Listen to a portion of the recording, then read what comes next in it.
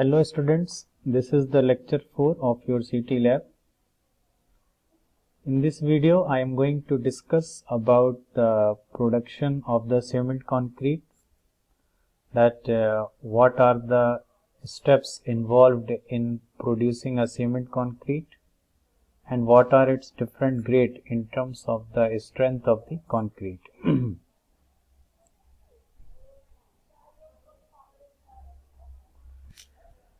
So cement manufacturing process is it is essentially a mixture of the homogeneous coarse aggregate, fine aggregate, cement and water. All these mixture consolidate into the hard mass due to the chemical reaction between the cement and the water. There is a chemical reaction takes place between the cement and the water. So as a result of this chemical reaction, the binding property to the concrete is achieved, and the aggregates, that is fine aggregate, coarse aggregate and cement, all the ingredients of the concrete are bound into a hard mass. So a coarse aggregate is act as a filler and fine aggregate fills up the voids between the cement paste and the coarse aggregate. So this is all about the manufacturing process of the concrete. So this is the flow diagram, that how the production of the cement concrete takes place. The cement aggregate and the water are first of all batched, that is batching means the measurement of the material. The aggregate here is comprises of the fine aggregate as well as coarse aggregate, fine and coarse. In fine aggregate, it is a sand either in Badarpur or normal sand. In coarse aggregate, there is a rock blast or crushed rocks.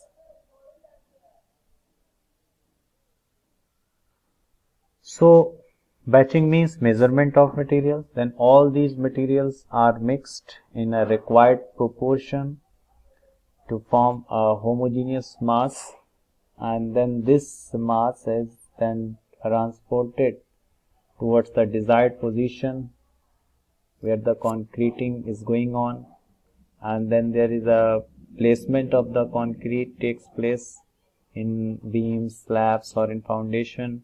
After that there is a compaction with the help of the vibrator or some other instruments.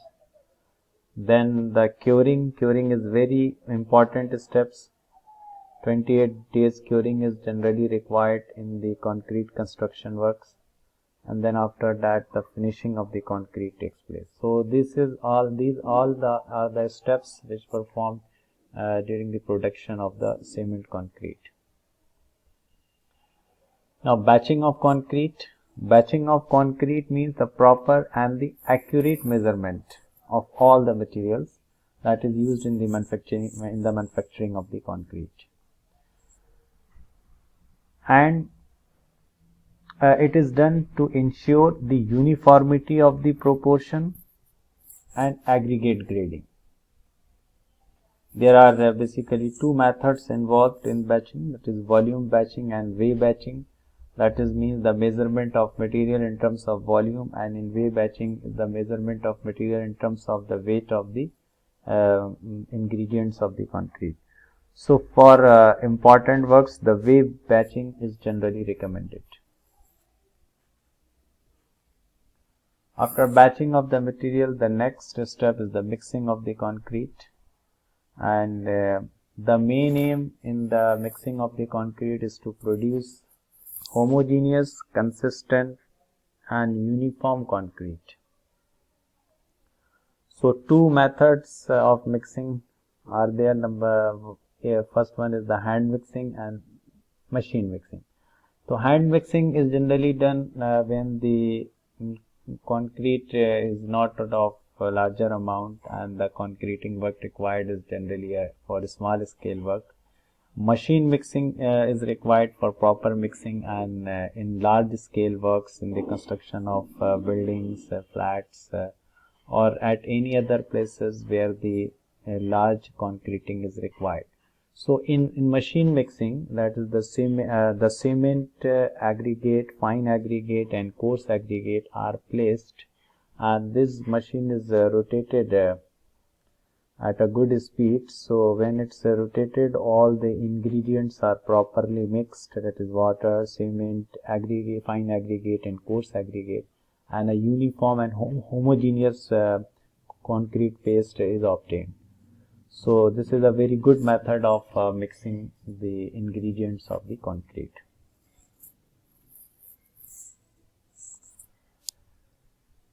Next step is the transporting. So in transporting, it is the process of carrying the concrete from the place of the mixing operation to the place of its deposition, and it should be done all these that is the after mixing, the transportation of the concrete should be done within the 2 hours in order to avoid the loss of the homogeneity, and no excessive drying of the concrete should take place. So as far as possible, it should be transported earliest. And one important point to be noted here is that during the transportation, no segregation should not take place. Segregation should not take place. What is segregation? It is an important term. It means that the separation of the cement paste and aggregates of the concrete during the handling and the placement operation.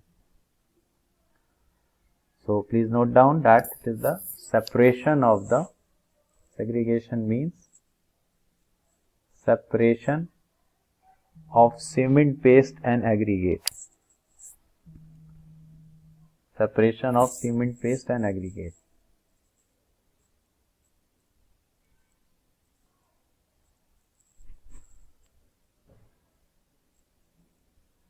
Okay. So separation of cement paste and aggregate of concrete during handling and placement operation.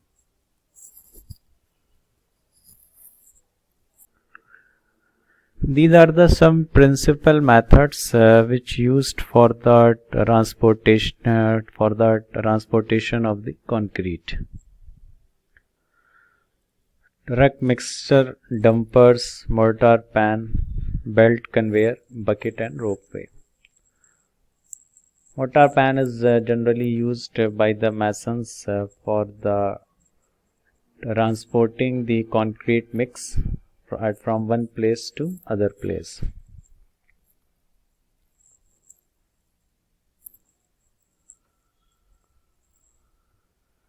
After transporting the concrete, then the next step is the placement of the concrete, and it is the process of depositing the concrete in the required position.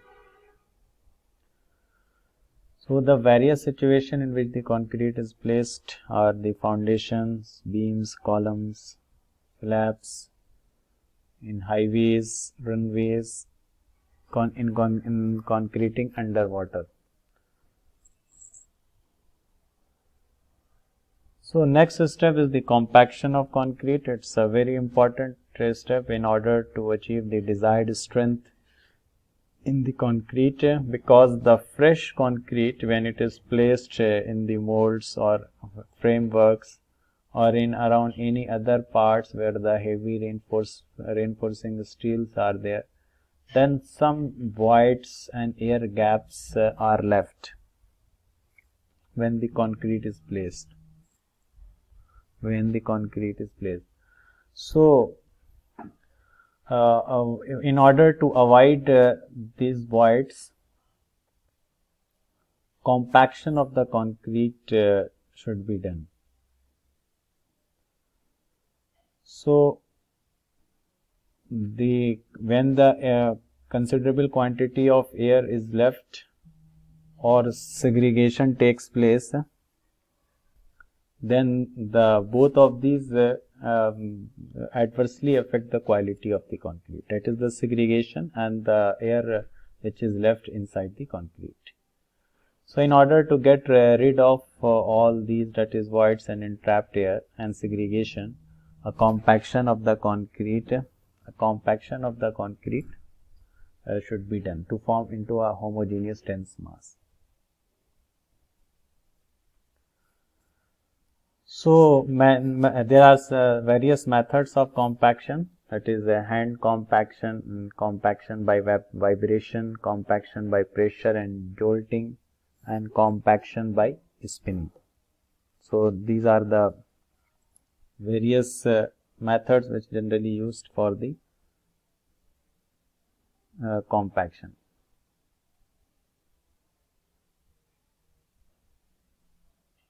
So all these methods are very common method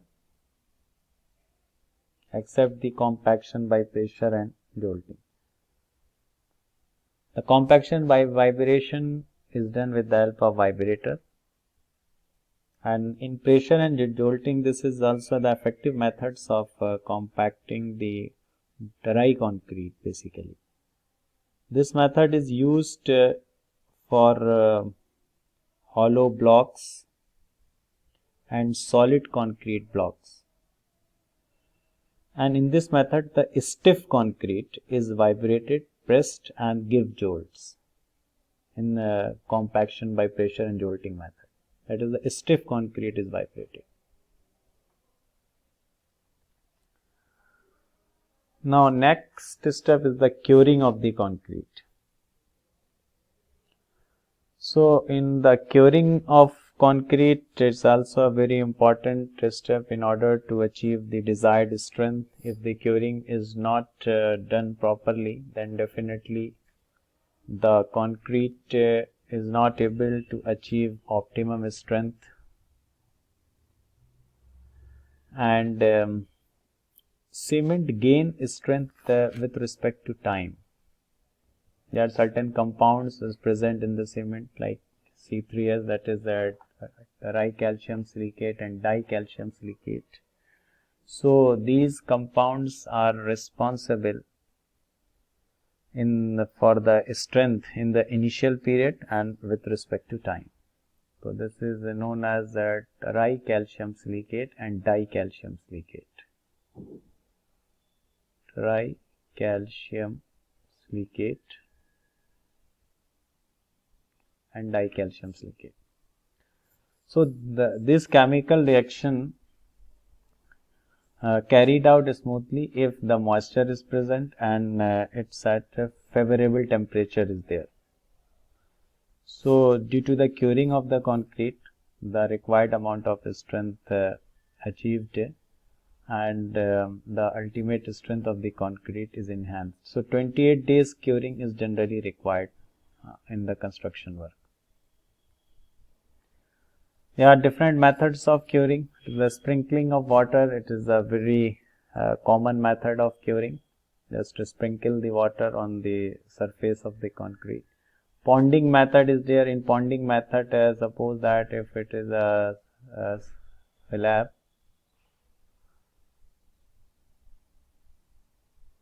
so in this slab, the border of the slab is covered with the sand from all the four sides, and in between the water is poured.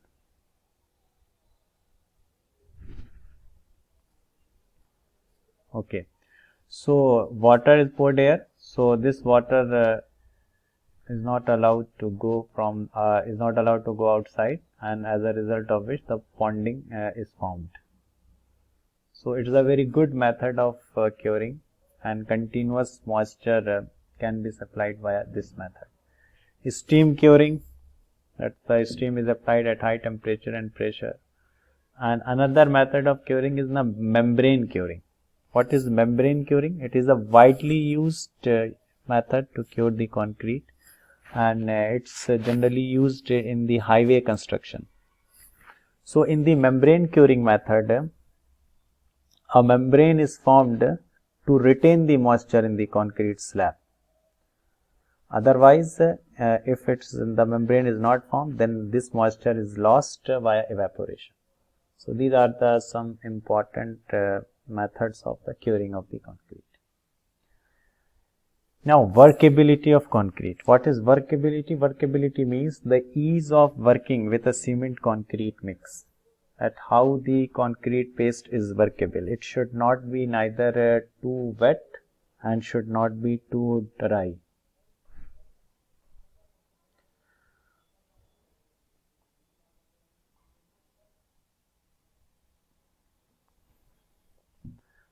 So workability of concrete is defined as the relative ease with which the concrete mixed, transported, molded and compacted. So ease of working with the cement concrete mix. And there are the various factors which are affecting the workability of the concrete. That is the water content which is present in the concrete mix, and amount of the cement and its properties, aggregate grading. If the water content is more, the cement paste becomes too much wet and the required amount of workability cannot be achieved. So it should not be too dry and not too wet. Optimum water content should be there in order to achieve desired workability. Amount of cement, that how much density of the cement is used, 300 kg per meter cube or 350 or 400 kg per meter cube. Aggregate grading means that the size distribution of the particles of the aggregate, that what are the size in order to achieve proper workability, that is the good grading of the aggregate should be there, not only of one size, all the sizes of the aggregate should be there. Shape, surface texture, porosity, all these factors of the aggregates, that is shape, surface texture, porosity, affects the workability. The temperature of the concrete mix, the humidity of the environment, modes of compaction and method of placement of the concrete. So these are the factors which affects the workability of the concrete mix. Now the removal of the periods for the formworks after shuttering. So the time required to remove the formwork and the shuttering after the concreting work varied from different type of structure. For columns it's around 24 to 48 hours, and for RC slabs which is having a span of 4.5 meter or less, then after 7 days the formwork and shuttering can be removed. And for slabs which having a span more than 4.5 meter, then the formwork and shuttering should be there up to 14 days. After 14 days it can be removed. For beams which is having a span of 6 meter or less, then 14 days formwork and shuttering is required. And the beam which is having a span of more than 6 meter, then after 21 days. So these are the different time limits which provided as per the Bureau of Indian Standard. There are different standard design codes available, and the construction work should have to be done according to the guidelines which is prescribed in the IS codes. Now next topic is the types of scaffolding. So scaffolding is basically a temporary structure which is used to support the materials and the workers during the construction and the repairing operation. So whenever the construction is being done or any repair or maintenance work is going on, then a temporary structure is provided in order to support the materials and workers. So there are different types of scaffolding, that is the bricklayer scaffold, mason's scaffold, steel or tubular scaffold, needle scaffold, and wooden scaffold.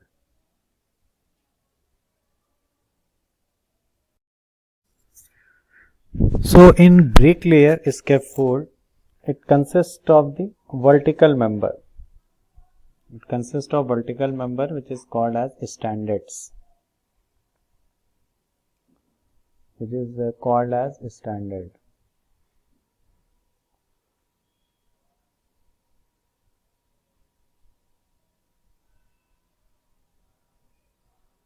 So this standard is firmly secured into the ground up to a suitable depth, and they are connected to each other by a longitudinal horizontal member. By a longitudinal horizontal member that is generally known as ledgers, LEDGERS.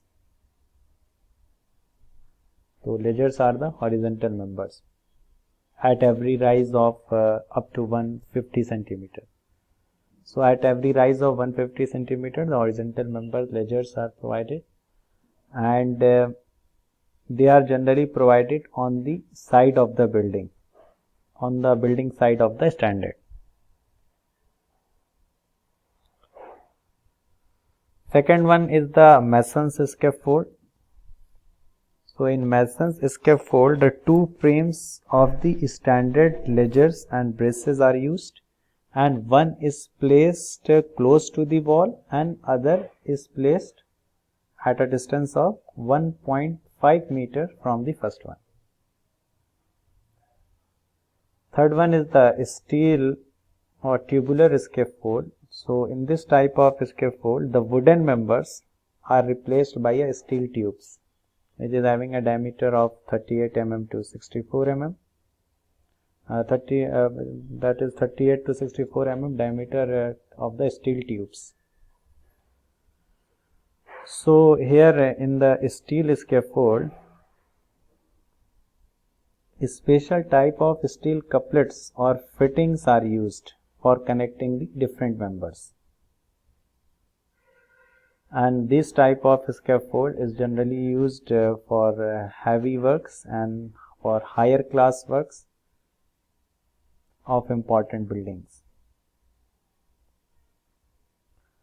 In the needle scaffold, it's generally used at a place where the space is restricted due to the either traffic on the roadside or for any other purpose. The street is narrow. So if the space restriction is there, then needle scaffold is used, and in needle scaffold it is erected from the window corners by means of protecting needles. So this is all about the different types of scaffolding. Now the various grades of the concrete in SI system. There are different grades of the concrete: M10 grade, M15, M20, M25, M30, M35 and M40. So these are the different grades of the concrete. I have attached the table so that it becomes easier for you. So if M10 concrete denotes which is having a proportion in the ratio of 1:3:6, that is the 1 part of cement, 3 part of fine aggregate and 6 part of coarse aggregate. So this is the proportion of the ingredients of the concrete, and the ultimate compressive strength of 150 mm cube after 28 days of curing is having a 10 Newton per mm square. So M10 means the concrete which has ultimate strength after the 28 days of curing of which is equivalent to 10 Newton per mm square. and the proportion of the ingredients of the concrete is 1:3:6. This is the ultimate compressive strength of the same 150 mm cube after 7 days of curing. This is 7. If it is not visible to you, please note it as after 7 days of curing. So after 7 days of curing, normally 65 to 70% strength is achieved of the 28 days of curing. So after 78 days, 65 to 70% strength is achieved. So if the strength after 28 days is 10 Newton, then after 7 days around 65 to 70% strength is achieved, and it is equivalent to the 65 to 70% strength is achieved, and it is equivalent to 6.5 Newton per mm square. Now the next column, there is safe compressive strength. What is safe compressive strength? Same compressive strength means that if we divide the ultimate compressive strength by the appropriate factor of safety, and here in the compression the appropriate factor of safety is 3. So if you divide the ultimate compressive strength by 3, then the safe compressive strength comes out equivalent to the 3.5 Newton per mm square. So all these are the different grades. In M15, the strength after 28 days is 15 Newton per mm square, and in M20 it is equivalent to the 20 Newton per mm square. In 30 it is equivalent to 30 Newton per mm square. In 40 it is equivalent to the 40 Newton per mm square, and different proportion of ingredients are there. In M40 there is a 1 part of cement, one part of fine aggregate, and 2 part of coarse aggregate. So this proportion is used, and these are the uses. M10 is generally used for mass concreting like dams, and M15 and 20 is used for general RCC work and reinforcement work. M25 is used for the pile foundation. It is a type of deep foundation which generally provided in the soil which is having a weak strata. So M30 is used for RCC columns, and M35 for pre-stressed work, and M40 is also used as a pre-stressed concrete. So in SI system, it is the international system of units which worldwide adopted, and MKS system is another system of measurement. So what is MKS system? It is a system of unit which is based on measuring the length in meter, mass in kg, and time in second. Length in meter, mass in kg, and time in second. So it's same as equivalent to the SI system, only the units gets changed. So Newton per mm square converts into the kg per centimeter square, and everything has remained same. Now next is the different type of sanitary fittings.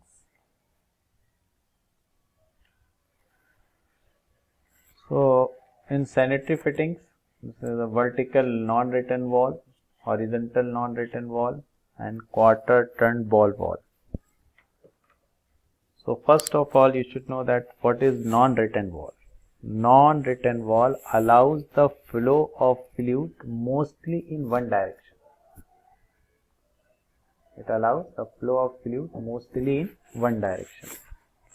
Otherwise, the pressure condition may cause reverse flow. Okay. Flow in one direction. So what is this? This is vertical non-return wall, and this is vertically provided horizontal non-return wall, and this is quarter turn ball wall, which is used to stop the flow of the water or permit the flow of water. So I repeat again, what is a non-return wall? Allows the flow of fluids mostly in one direction, otherwise the pressure condition may cause the reverse flow of the water of any other fluid. Gate, these are the pictures of the gate wall, angle wall and mixer pillar cock. This is gate wall, angle wall and mixer pillar cock. So gate wall permits or blocks the fluid flow through the pipe, and this mixer pillar cock is used for separating the hot and cold water.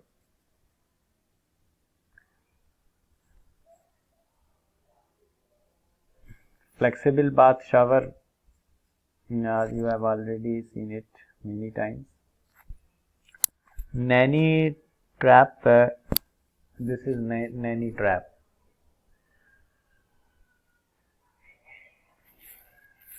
So it's basically provided to prevent the foul gases, that is bad smell which is entering into the house or building. And this is the reducer socket.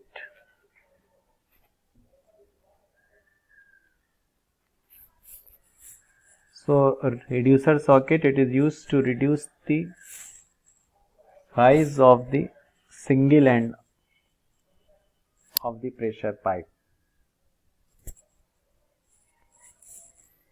So this is all different types of sanitary fitting. I have also attached the diagrams that you should have to submit along with the report. So please go through this, and based on this video you should have to prepare the report. Okay, thank you.